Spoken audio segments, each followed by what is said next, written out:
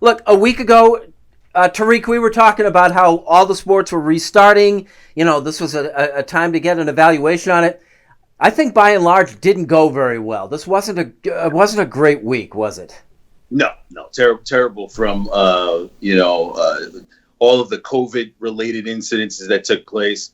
The incident, Giancarlo Stanton with hit batsman. I forget the pitcher's name off the top of my Tanaka. With Tanaka. I mean, it's been sort of scary, but the other part of this too is kind of we got to keep proceeding forward. I mean, we're already into this. Baseball is ready to go. The bubble, seems to be what it's going to be in the NBA. NHL is where it is.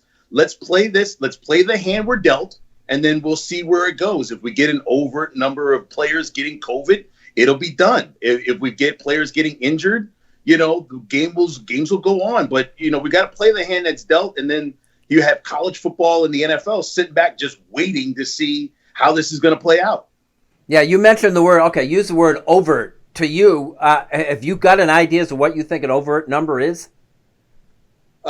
My guess is maybe 20 players in a 3 or 4 day span. That would probably do it spread across. I mean, literally, they're shutting down facilities for crying out loud at places, and we haven't even started yet, Duffy. Like it hasn't even been full, capacity and staff there. We're already shutting down facilities where people are supposed to be training.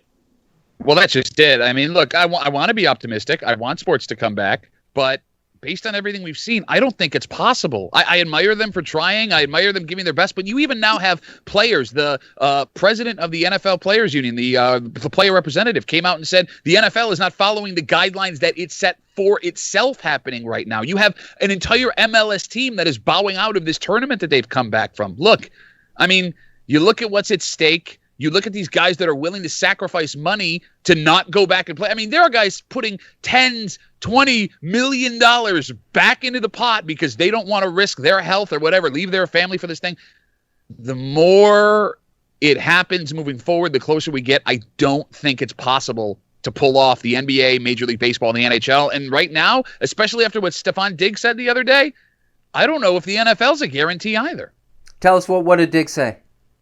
He was tweeting out about getting the season started, but he had said, and I'm paraphrasing, I'd be lying if I said I wasn't a little bit nervous about starting the season. If he's willing to say that in a tweet, I am genuinely curious. If you were to truth serum the entire NFL, how many of them would tell you, yeah, this is making me uncomfortable. I don't like this idea.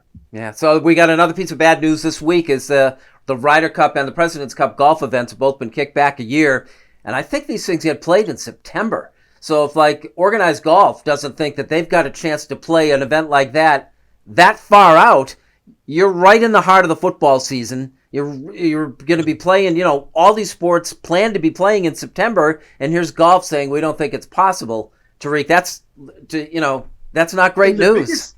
In the biggest social distancing sport there is, I mean, other than the fact that you have maybe a caddy or somebody else who's an official who's there. I mean, you'd like to have the audience there, but you can't. You can't have it for any other sport, for crying out loud. To have that actually happen with sports like tennis or golf, just it boggles my mind. The sense that you could still have maybe a camera crew film it, but you just won't have people clapping after a shot is made. I mean, they're doing the right thing by shutting it down, but I was kind of shocked by that. Here, Pat, last thing. Do you at all feel selfish about wanting these sports to come back, given all that's at stake? Like kind of putting your own interests ahead of things like, I want to see these games on my TV. Come on, guys. 100%. Like I catch myself, especially with hockey right now. Like I'll be listening to the daily hockey radio shows that I listen to, like on the way home from work, and they'll speak about, oh, well, this happened today and it might hamper the season from coming back. And my first reaction is, damn it. But then I catch myself like, wait a minute. These guys have families. These guys have lives they have to live. Who am I, right? I forget what baseball player made this comment. Bill, you remember last week that it was something along the lines of sports is a reward for having a functioning society. And right now, we don't have a functioning society. So who am I to say, hey, why do we not have sports right now? I want to watch sports. You're right. It's stupid. It's selfish. And I don't feel great about it, Bill. I feel terrible, the fact that I'm kind of getting used to it. That's why I'm going into it, pessimistically as well as, as opposed to optimistically, because I have a feeling this might not take place. And I would say Halloween, Thanksgiving, it's just going to basically just be get to the new year so we can start all over again. And hopefully we have a vaccine by then.